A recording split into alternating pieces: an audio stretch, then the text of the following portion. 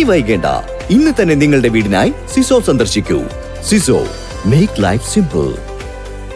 ജൈവ വൈവിധ്യ രജിസ്റ്റർ രണ്ടാം ഭാഗം തയ്യാറാക്കി തിരുമിറ്റക്കോട് ഗ്രാമപഞ്ചായത്ത്.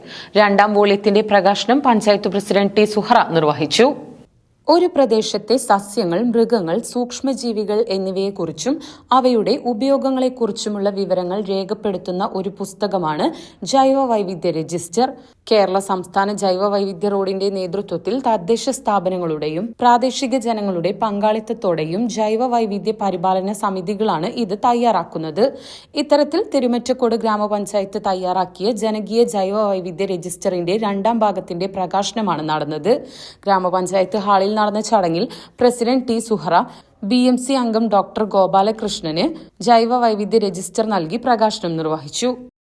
ഇപ്പോൾ തന്നെ ഇതിന്റെ ഒന്നാം വോള്യത്തിനോടൊപ്പം തന്നെ അതിൽ വിട്ടുപോയ ഒന്നാം വോള്യം തിരക്ക് പിടിച്ചുണ്ടാക്കിയതിന് വിട്ടുപോയ പലതും നമ്മൾ കൂട്ടിച്ചേർത്തുകൊണ്ടാണ് രണ്ടാം വോള്യം ഉണ്ടാക്കിയിട്ടുള്ളത്. ഈ രണ്ട് വോള്യത്തോടു കൂടി നമ്മുടെ പഞ്ചായത്തിന്റെ വിവിധങ്ങളായ ഭാഗങ്ങൾ ഇതിൽ ഉൾക്കൊണ്ടിട്ട് ഇത് പഠിച്ചുകൊണ്ടാണ് നമ്മൾ ഇനി അടുത്ത പദ്ധതികളൊക്കെ ഇത് പഠനത്തിന് വിധേയമാക്കേണ്ടത്. നമ്മുടെ കുട്ടികൾ ഇതിന് പഠനത്തിന് വിധേയമാക്കാം.